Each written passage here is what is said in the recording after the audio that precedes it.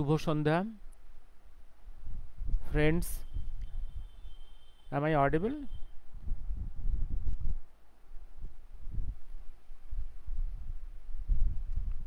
Shubho Sandhya my friends. Am I audible?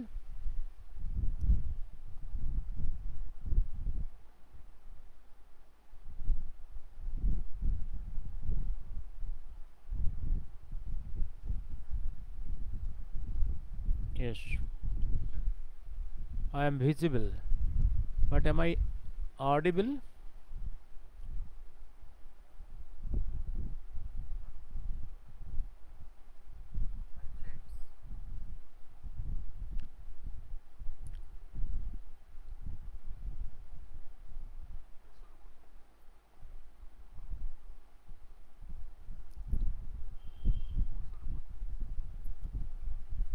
Friends, good evening, sir. You are audible clearly. Okay, thank you. আমি শুরু করছি. If not audible, if any problem, please give the note. Okay, শুরু করছি.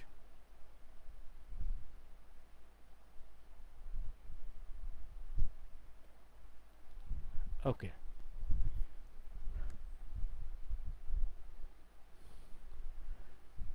আজকে আজকে বলবো again Shyamaprasad Mukherjee এত negative ন্যারেটিভসগুলো কেন? শুভ সন্ধ্যা। এত নেগেটিভ ন্যারেটিভসগুলো কেন? যেমন যেটা আমরা দেখছি সবথেকে বেশি নেগেটিভ কথাবার্তাগুলো বলে কমিউনিস্টরা, আর তারপরে গান্ধীবাদীরা। সবথেকে কুৎসিত কথা, ওনার জন্য দেশ ভাগ হয়েছে, বাংলা ভাগ হয়েছে, এটা নিয়ে গতকাল আলোচনা করেছি। উনি নাকি কমিউনাল ছিলেন, মুসলিম বিদ্বেষী, এইসব কথাবার্তা। এবার আলোচনায় আসি। আমি গতকাল বলেছি Shyamaprasad was never a person in the discussion of the partition of India. Mountbatten partition of India নিয়ে কখনো শ্যামার সঙ্গে কথাবার্তা বলেননি। সেখানে মেন রোল প্লে করেছে, বলেছি কারা কারা, ওর আলোচনা করছি না। যখন পার্টিশনটা ডিসাইডেড হয়ে গেছিল তখন কি অপশান ছিল? তখন বাঙালি হিন্দুর জন্যে, তার হোমল্যান্ডের জন্যে ওয়েস্ট বেঙ্গলের প্রয়োজন ছিল, এবং তার সেই চিন্তার শরিক ছিল সেই যুগের বাংলাদেশের সমস্ত হিন্দু বুদ্ধিজীবী, সমস্ত। কারণ পার্টিশন না হলে সারা বাংলাটাই চলে যেত পাকিস্তানে। আর সুরাবর্দির সঙ্গে শরৎ বসুর যে প্ল্যান ছিল যে একটা স্বাধীন অখণ্ড বাংলা, স্বাধীন অখণ্ড বাংলা হলেও পরবর্তীকালে সেটা কিন্তু পাকিস্তানেই জয়েন করত, এবং পাকিস্তানে ফিজিক্যালি জয়েন না করলে সেটা পাকিস্তানের মতোই বিহেভ করত। কারণ স্বাধীন অখণ্ড বাংলাদেশে মুসলিমদের সংখ্যা হতো অ্যাবভ 55%, এবং পৃথিবীতে যেখানে 50%-এর বেশি যেখানে মুসলমান, সেখানে অন্য ধর্মের মানুষ বাঁচতে পারেনি। জিন্নাহ কথা দিয়েছিলেন যে পার্টিশনের পরে পাকিস্তানে যে সমস্ত হিন্দুরা থাকবে, শিখেরা থাকবে, তারা শান্তি থাকতে পারবে, থাকতে পারেনি। জিন্নাহর কথা দেওয়ার পরেও পশ্চিম পাকিস্তান হিন্দু শূন্য হয়ে গেছে। এখন 1% হিন্দু আছে, যেটা ছিল 27%। আফগানিস্তান তার আগে প্রায় হিন্দু শূন্য হয়ে গেছে। ওপার বাংলা, ইস্ট পাকিস্তান, তারপরে বাংলাদেশ, সেও হিন্দু 40% থেকে কমতে কমতে এখন 6% হয়েছে। এই কলকাতা, এই পশ্চিমবাংলা যদি থাকতো পাকিস্তানে, তাহলে আজকে আমরা পশ্চিমবাংলার হিন্দুদেরকে থাকতে হতো এই ভারতের অন্য কোনো জায়গায়, ঝাড়খণ্ড, বিহার বা ইউপি, অন্য কোথাও। সেদিন সেই চিন্তা, পশ্চিমবাংলার চিন্তাটা অনেকেই করেছিলেন। শুধু শ্যামাপ্রসাদকে দোষ দিয়ে লাভ নেই। এবার সেই ইতিহাসটাই আসছি। দেখুন, আপনি যদি ইতিহাস ঘাটেন দেখবেন লেফটেন্যান্ট জেনারেল এসি চ্যাটার্জি, আইএনের মানুষ। এই এসি চ্যাটার্জি কে ছিলেন? জীবনের একটা সময় তিনি অখণ্ড বাংলার director of medical, director of health ছিলেন। অখণ্ড বাংলার ডাইরেক্টর অফ হেলথ ছিলেন 42-র আগে। এসি চ্যাটার্জি বাবা ছিলেন সেই যুগের পাঞ্জাব হাইকোর্টের জাজ, বাড়ি কলকাতা, একদম এলগিন রোডের কাছাকাছি। উনি তারপর যখন জাপানিদের কাছে ব্রিটিশ সারেন্ডার করলো সিঙ্গাপুরে 42-তে, ওনাকে পাঠানো হয়েছিল ওই সারেন্ডার সেরেমনিতে থাকার জন্যে। মেডিকেল কোর্টটাকে, কোর্টার উপরে কোর্ট সহ, কারণ এটা নিয়ম, এটা একজন সিনিয়রকে পাঠাতে হয়। সেইখানে এসি চ্যাটার্জি সারেন্ডার করেছিলেন টু দ্য জাপানিজ। সেইখান থেকে উনি জয়েন করেছিলেন in the IIL, Indian independence league, under Rashbehari. সেইখান থেকে সুভাষ বোসের আইএনএ এবং গভর্নমেন্টে, আজাদিন গভর্নমেন্টের। পরে অ্যারেস্ট হয়ে রেড ফোর্টে জেলে ছিলেন, রেড ফোর্টে বন্দী ছিলেন। মুক্ত হয়ে আবার বঙ্গদেশে ফিরে এসেছিলেন, সেটা 45-এর ডিসেম্বরের পরে। এবং এসি চ্যাটার্জি দেখছি ইতিহাসে উনি বাঙালি হিন্দুর কি হবে এ নিয়ে প্রথম সভা করছেন। এবং সুনীতি চট্টোপাধ্যায়, ভাষাবিদ, ভাষা বিজ্ঞানী সুনীতি চট্টোপাধ্যায়, বিজ্ঞানী মেঘনাথ সাহা, ঐতিহাসিক যদুনাথ সরকার, ঐতিহাসিক আর.সি. মজুমদার, হ্যাঁ, এবং সুভাষচন্দ্র, যাকে মহাকাল পর্যায়ে বলছেন বজম ফ্রেন্ডস, এই হেমন্ত সরকার, অধ্যাপক হেমন্ত সরকার, আমাদের ভারতবর্ষের আমাদের ফিজিক্সের আরেক দিকপাল প্রফেসর শিশির মিত্র, যিনি আয়নোস্ফিয়ারের একটা লেয়ার আবিষ্কর্তা, হ্যাঁ, এই যে, এবং সুভাষচন্দ্রের বড়দা সতীশ বসু, এরা সময় দেখলাম এরা এগিয়ে এসছে বাংলাদেশ ভেঙে পশ্চিম বাংলা একটা হোমল্যান্ড অফ দ্য হিন্দুজ তৈরি করতে। এবং সে সময়কার ইতিহাস দেখবেন আপনি, বিভিন্ন ডিস্ট্রিক্টের বিভিন্ন ফোরাম, বিভিন্ন কলেজ, বিভিন্ন ল ফোরামস, বিভিন্ন বুদ্ধিজীবী এই আন্দোলনে জড়িয়ে পড়েছে। এবং তারকেশ্বরেই শ্যামল মুখার্জি তার হিন্দু মহাসভার মিটিংয়েই প্রথম ওয়েস্ট বেঙ্গল তৈরি করতে হবে, বেঙ্গলকে ভাগ করে, এই দাবি প্রকাশ্যে তুললেন। যেহেতু সব ব্যক্তিদের মধ্যে শ্যামাপ্রসাদ পলিটিক্যালি অ্যাক্টিভ এবং পাবলিক ফিগার, সুতরাং এইটা মোমেন্টাম পেল। এবার দেখুন, যখন বিধান এবং অ্যাসেম্বলিতে যখন ভোটাভুটি হচ্ছে পশ্চিমবঙ্গ হবে কি না, সেই ভোটাভুটিটা দেখুন আপনি। ভোটাভুটিতে, হ্যাঁ, শ্যামল মুখার্জি প্রস্তাব নিয়ে এসেছেন, তার ভোট তো একটা, তার ভোটে তো, তার দলের ভোটে তো আর এই ওয়েস্ট বেঙ্গল রেজলিউশন পাস হয়নি। সেখানে কারা কারা ভোট দিয়েছে? অল হিন্দু কংগ্রেস এমএলএজ, ইভিন, এবং ফরওয়ার্ড ব্লক এরা তো আছেই, অন্য সব ছোট ছোট দলগুলো, ইভিন যে কমিউনিস্ট পার্টি আগের দিনেও বলেছে পাকিস্তান চাই, পাকিস্তান না হলে দেশ স্বাধীন হবে না, শর্ত, পাকিস্তান শর্ত, condition, creation of Pakistan condition, এই কন্ডিশনে স্বাধীনতা আসবে। হ্যাঁ, no Pakistan, no independence of India, এই তো ছিল স্লোগান তাদের প্র্যাকটিক্যালি। এবং এই জ্যোতি বসুরাই পরে, জ্যোতি বসু এবং আরেকজন শ্যামনন্দ, দুই MLA, they supported the resolution of Shyamaprasad Mukherjee. এবার তারপর পশ্চিমবঙ্গ ভাগ তৈরি হলো। এবার দেখুন কি খেলাটা শুরু হলো। তাহলে কংগ্রেসও সাপোর্ট করলো, কমিউনিস্টও সাপোর্ট করলো। আর পার্টিশনের পরে রিফিউজি আসছে লাখে লাখে।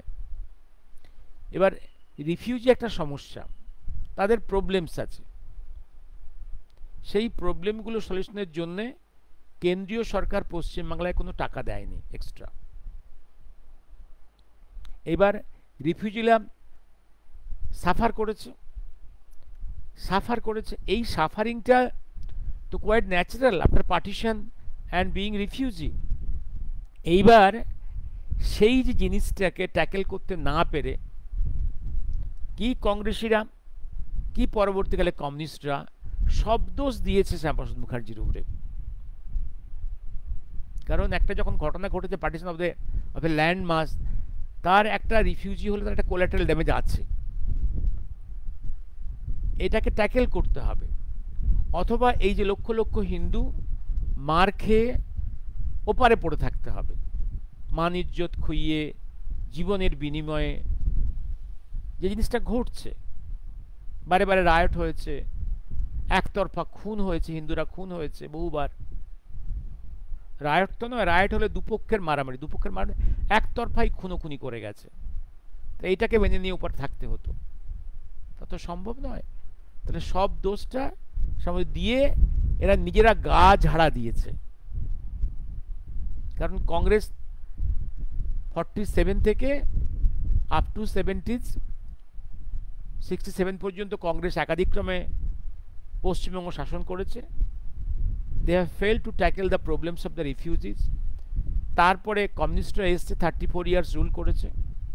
সবাই ব্লেম করে গেছে শ্যামাপ্রসাদ মুখার্জি পার্টিশন করেছে, কমিউনাল লোক, দেশভাগ করেছে, এই যে ন্যারেটিভগুলো চালিয়ে গেছে।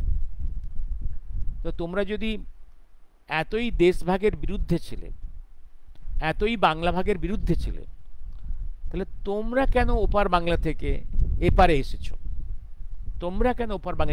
এসেছো? আর আজ পর্যন্ত দেখছি প্রথম মুখ্যমন্ত্রী প্রফুল্ল ঘোষ থেকে আজ মমতা ব্যানার্জি পর্যন্ত প্রতিটা মুখ্যমন্ত্রীর রক্তের সূত্র হচ্ছে ওপার বাংলা। সব ওপার বাংলার মানুষ, সরাসরি ডিরেক্টলি অথবা ইনডিরেক্টলি সবাই।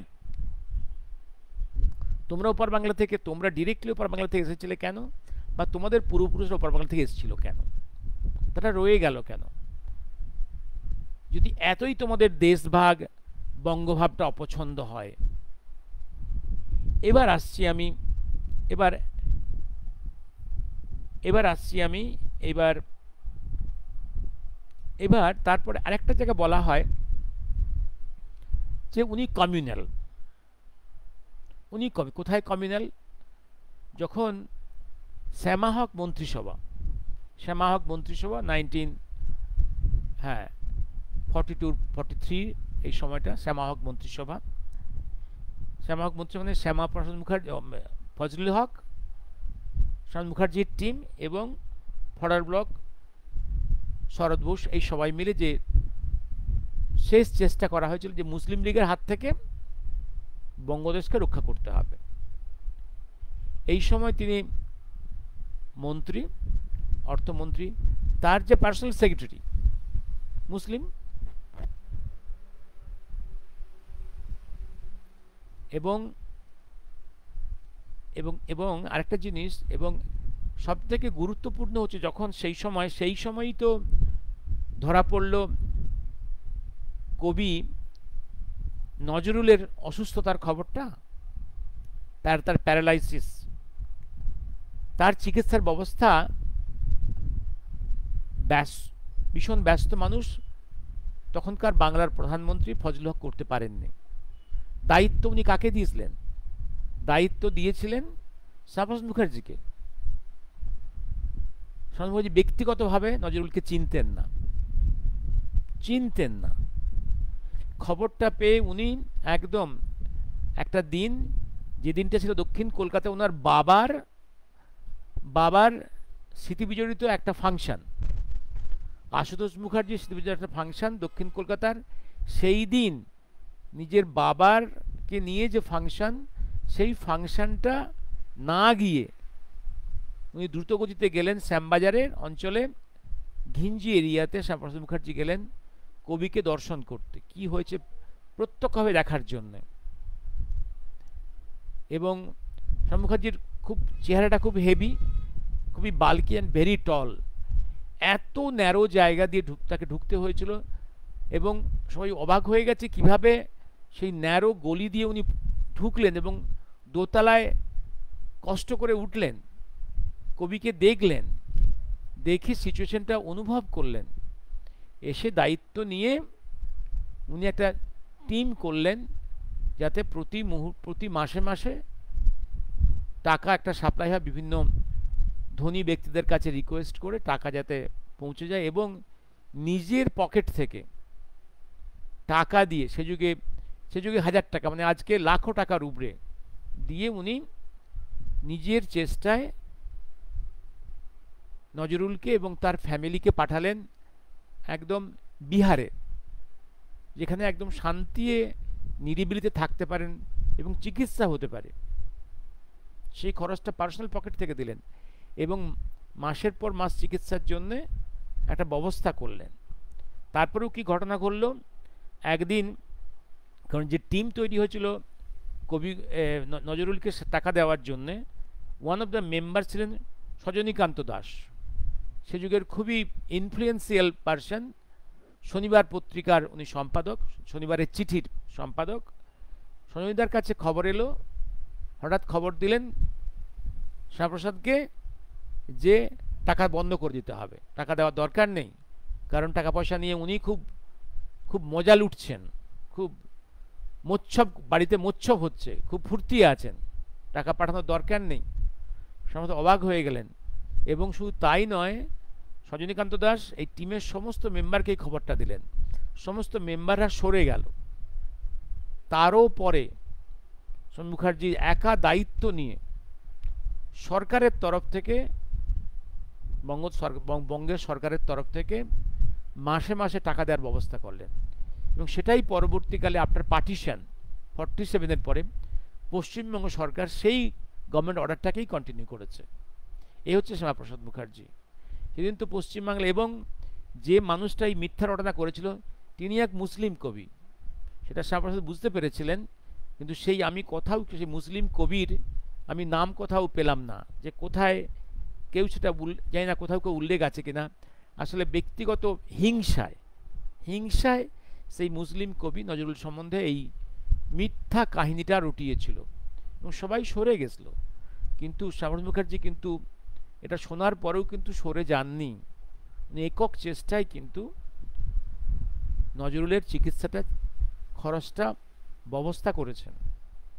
এবার এই যে সেদিন তো আরও অনেক মুসলিম অনেক ছিল মন্ত্রিসভায়, অনেক পলিটিক্যালি মাইটি পারসনস ছিলেন, এবং অনেক ধনী মুসলিম ছিল, তারা তো এগিয়ে আসেনি।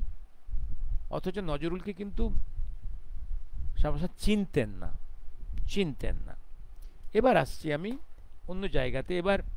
তারপরে তো শ্যামাপ্রসাদ মুখার্জি জয়েন করলেন নেহরুর ক্যাবিনেটে।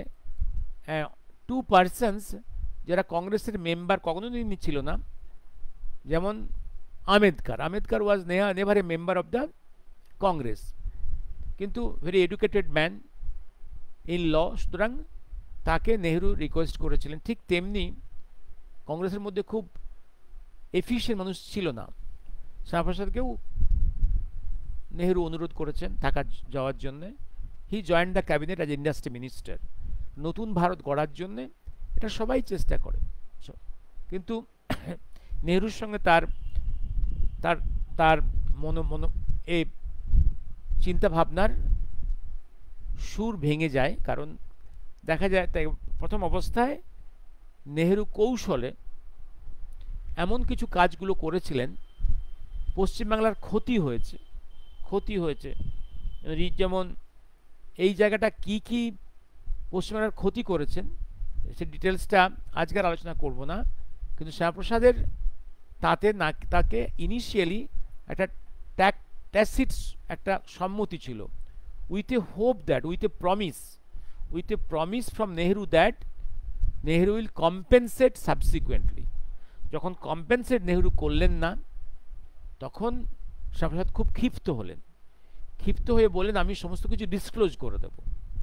এই যে থ্রেটেনিংটা, ডিসক্লোজ করে দিলে নেহেরু কত ছোট এটা এক্সপোজড হয়ে যেত। এবং তারপরে সেই সঙ্গে আছে ওই জিনিসটা যে কাশ্মীর ইস্যুটা আর একটা বড় ইস্যু, এই সমস্ত ইস্যু, তারপর নেহেরু লিয়াকত চুক্তি, হিন্দুদের অবস্থান কি হবে ওপার বাংলায়, এই নিয়েও এই লিয়াকত চুক্তি করেও লিয়াকত ওপার বাংলা তার এই এগ্রিমেন্ট মানেনি, এই সব কিছু, সেই জন্য উনি অ্যাকশান চেয়েছিলেন, অ্যাকশান ইন ওপার বাংলা, মিলিটারি অ্যাকশন।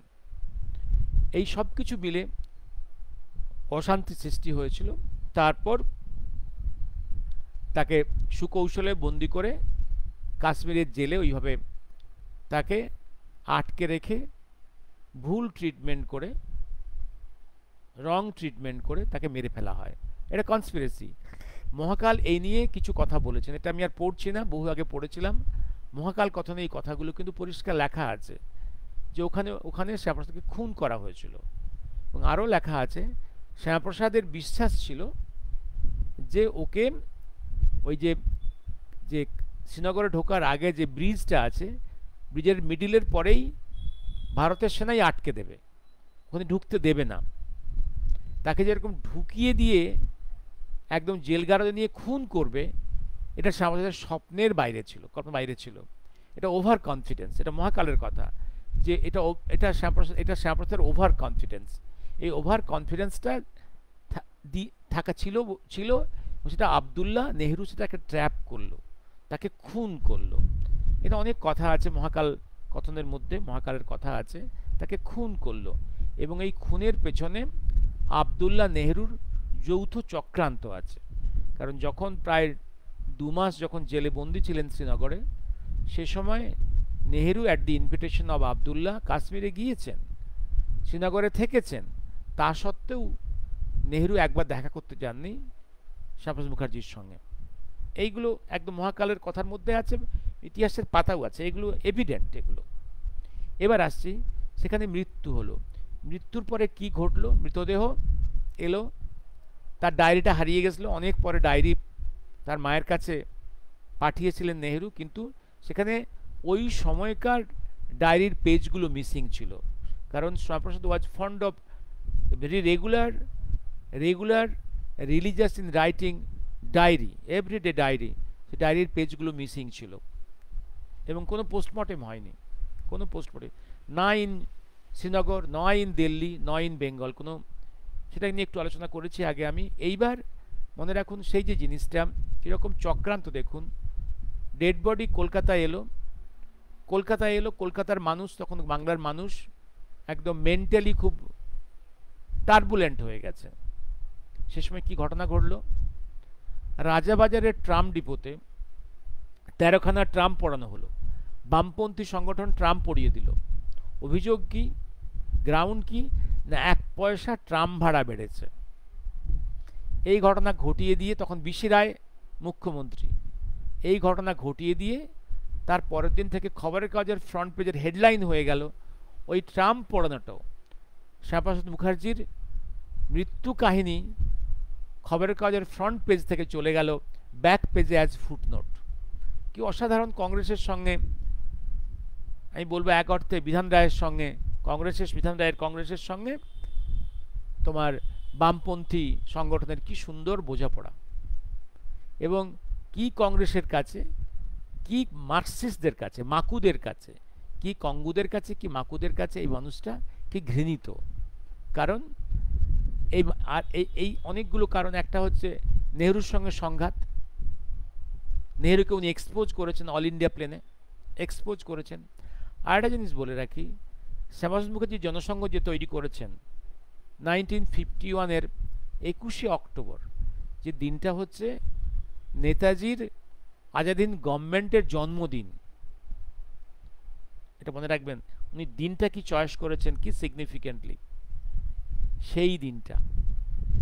এবং আমি বহুবার বলেছি, ভারতবর্ষের অফিসিয়াল যে পলিটিক্যাল পার্টিগুলো ছিল, কি কংগ্রেস, কি মুসলিম লীগ, কি সিপিআই কমিউনিস্ট পার্টি, এই সবগুলোরই স্রষ্টা ডাইরেক্টলি এবং ইনডিরেক্টলি কংগ্রেস।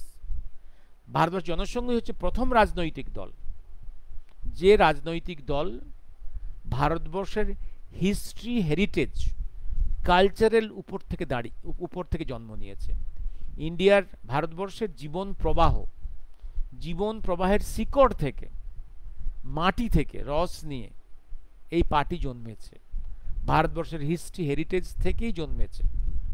এবং আর কোনো পার্টির কিন্তু এই গৌরব নেই।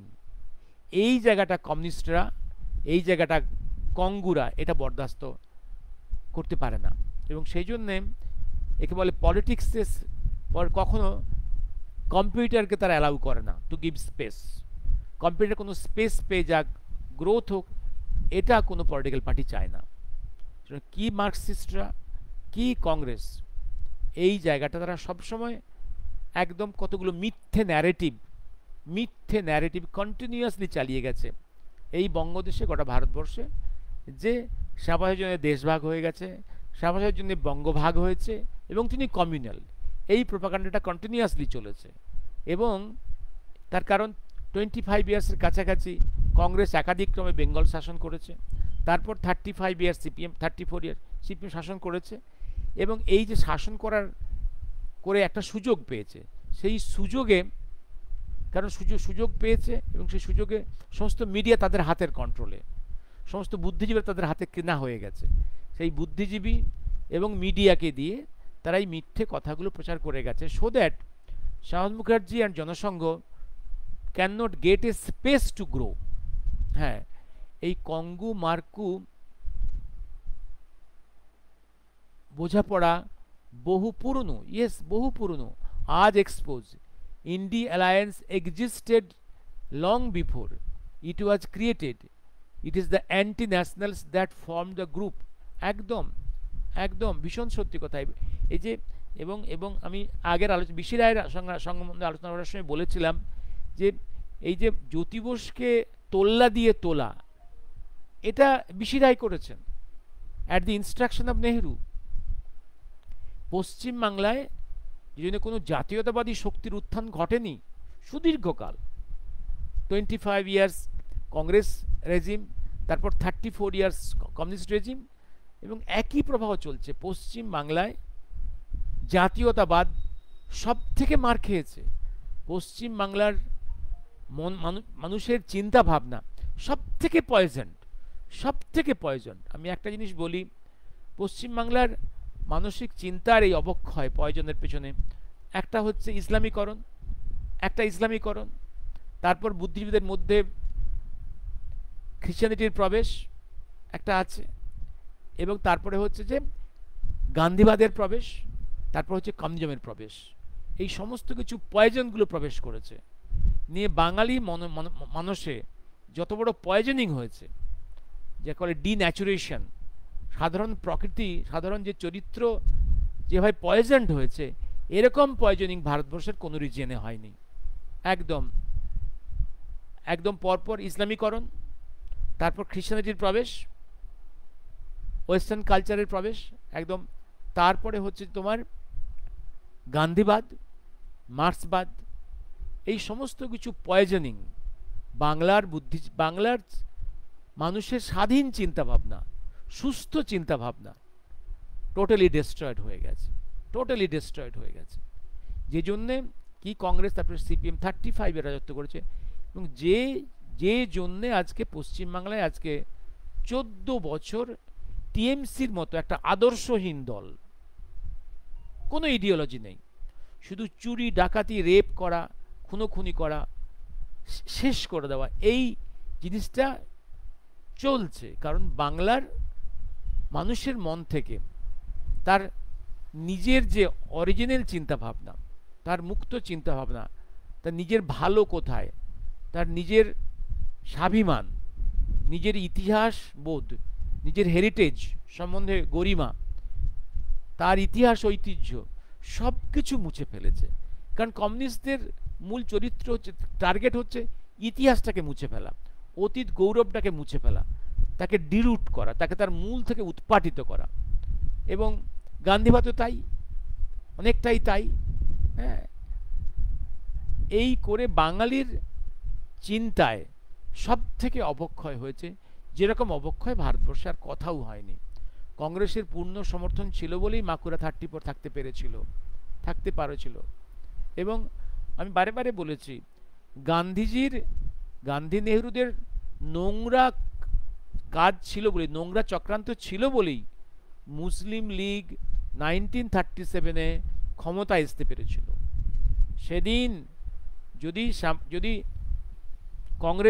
যদি কংগ্রেস হাইকমান্ড বঙ্গদেশে সুভাষ বোস, শরৎ বোসকে অ্যালাউ করত to form a coalition with the Krishak Praja party of Fazle হক, তাহলে মুসলিম লীগ ক্ষমতায় আসতে পারত না। যেটা কংগ্রেস প্রেসিডেন্ট হয়ে 1938-এ, সুভাষচন্দ্র 1938-এ আসামে গেলেন। আসামে কোথায় গেলেন? আসামে শিলংয়ে গেলেন। Shillong was at that time the capital of আগের আসাম, পরে তো আসাম ভাগ হয়েছে। এবং তখন সেখানে সাদুল্লাহ মুসলিম লীগ মিনিস্ট্রি রান করছিল। উনি বসে থেকে কয়েকদিন সাদুল্লাহ একদম সমস্ত কংগ্রেস যারা আছে, ইন্ডিপেন্ডেন্ট এবং কংগ্রেস এমএলএ যারা সাপোর্ট করছিল সাদুল্লাহ মিনিস্ট্রিকে, তাদেরকে উইথড্র করালেন সাপোর্ট। বসে সেখানে সাদুল্লাহ মিনিস্ট্রিকে ফল করিয়ে, মুসলিম লীগ মিনিস্ট্রিকে ফল করিয়ে উনি কংগ্রেস গভর্নমেন্ট তৈরি করে দিয়ে এলেন, বরদলৈকে প্রধানমন্ত্রী করে। যদি বঙ্গদেশে কংগ্রেস হাইকমান্ডের সমর্থন শুধু, কিন্তু মুশকিলটা ছিল পশ্চিম বঙ্গদেশের কংগ্রেসকে 3 ভাগে ভাগ করে কংগ্রেস হাইকমান্ড বেশ মজা লুটছিল, আমি বলেছি। ফলে 3টে ভাগ, একটা ভাগ তো রাজি ছিল। সুভাষ শরৎ বোসের group of Congress in West Bengal, they are agreeing to the coalition ministry with Fazle Huq. কিন্তু আর দুটো গ্রুপকে তো ওনারা রাজি করতে পারছেন না। সেই দুটো গ্রুপকে তো ইন্ধন জোগাচ্ছিল কারা? ওই কংগ্রেস হাইকমান্ড, গান্ধী নেহরুরা, not to come to the coalition. ফলে এইটা হচ্ছে দুর্ভাগ্য। কংগ্রেসের হাইকমান্ড গান্ধী নেহরু চক্রান্তি সেদিন Fazle Huq and Congress ministry under the leadership of Sarat Bose, Subhash Bose and Fazle Huq ministry গড়া হলো না। ফলে মুসলিম লীগ ক্ষমতায় এসে গেল।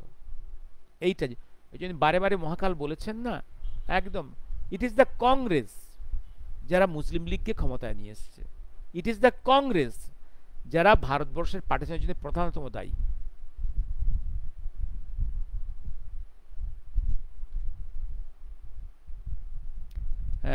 दिलीप दा की लिखो ए लूसिड एक्सपोजिशन, पिक्चर्स की deliberation, critical analysis and open minded eloquence, Bravo.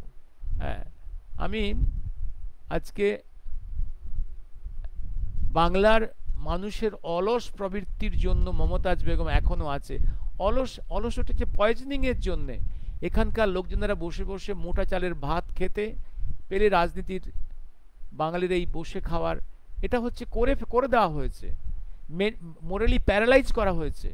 কংগ্রেসের পূর্ণ সময় ছিল মাকুরা 34। একদম জুম্পা একটা জিনিস মনে রেখো, একদম কংগ্রেসের সঙ্গে সিপিএমের আন্ডারস্ট্যান্ডিং হলো, তোমরা 34 ইয়ার্স এখানে পশ্চিমবাংলায় চুরি করে খাও, আমরা কিছু প্রতিবাদ দেখবো না।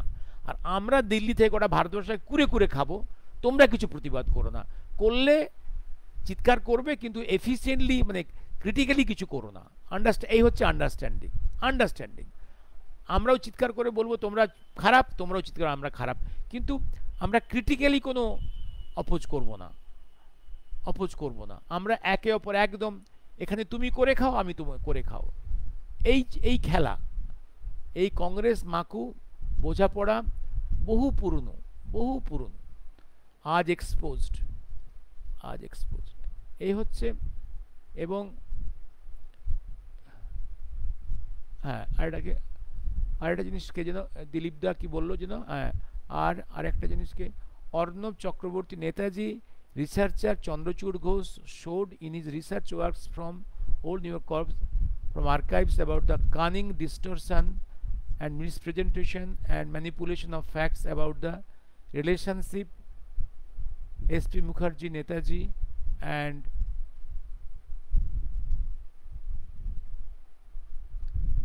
the Asian Liberation Army. Also a few years back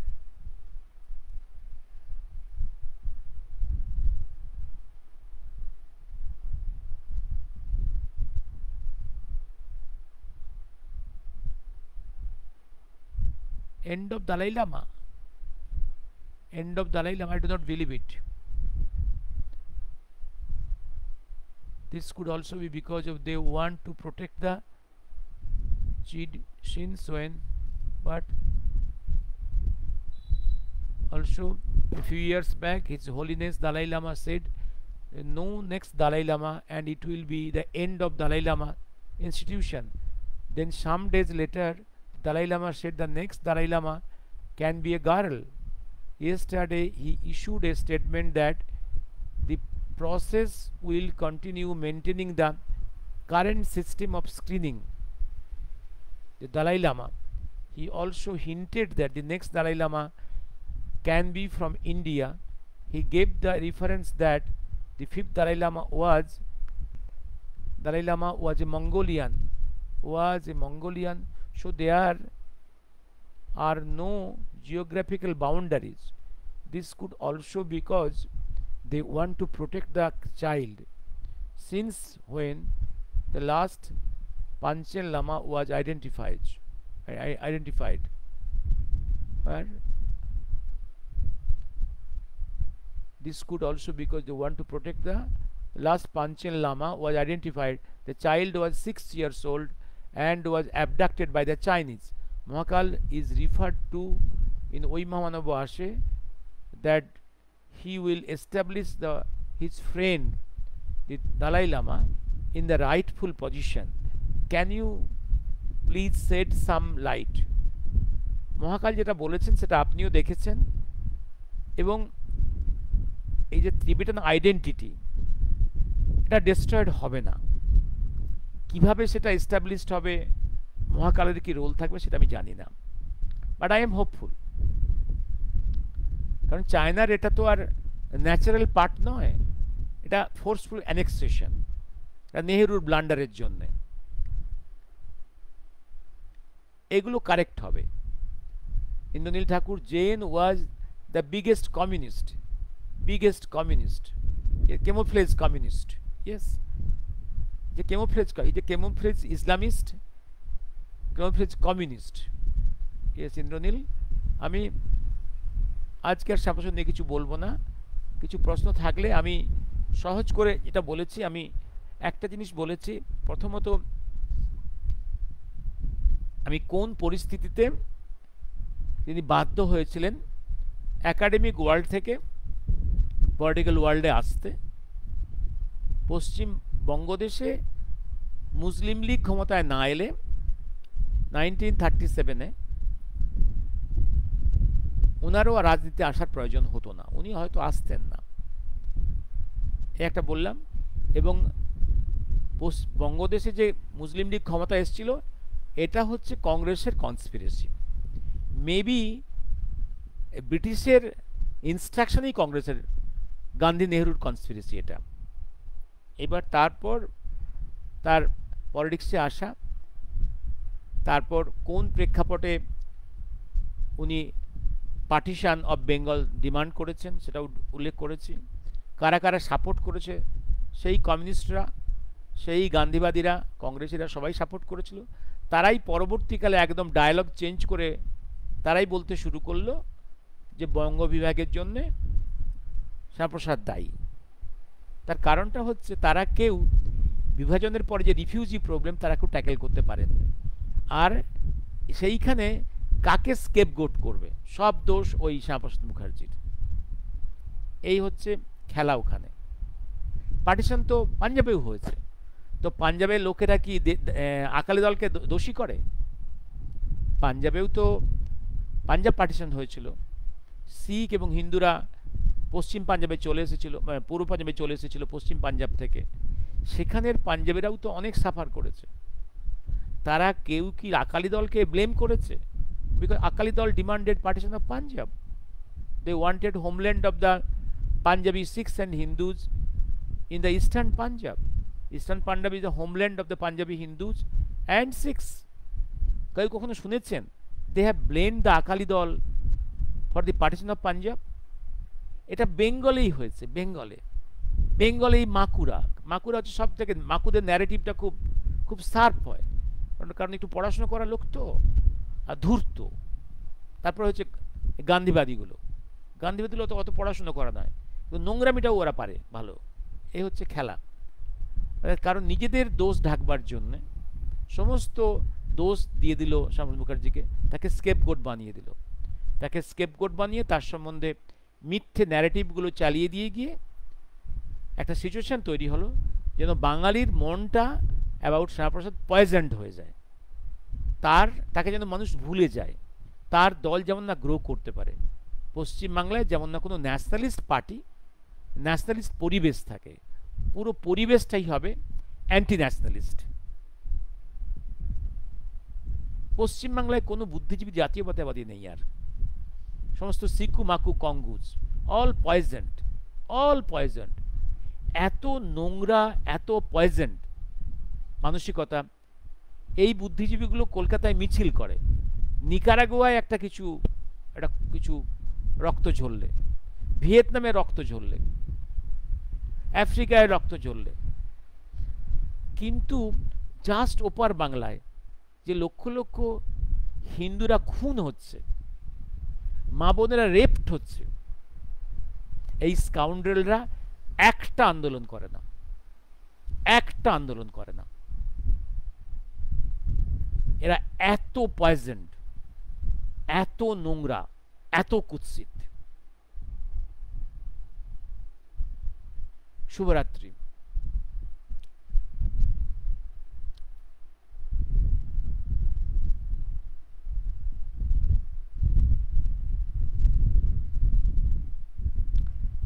কংগ্রেসের পূর্ণ সমর্থন ছিল বলেই মাকুরা 35, হ্যাঁ ঠিক আছে, বাংলা মানুষ অলস প্রবৃত্তির, অলস করে দেওয়া হয়েছে।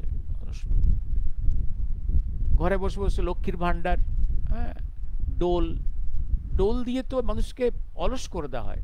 অলস করলে তার মোরালটা প্যারালাইজড হয়ে যায়, মোরালটাকে প্যারালাইজ করে দেওয়া হয়েছে। আমাদের পার্টির গুন্ডারা তোমাদের বাড়ির মেয়েদেরকে রেপ করবে, তোমরা চুপ করে থাকবে, কারণ আমরা তোমাকে লক্ষ্মীর ভান্ডার দিচ্ছি।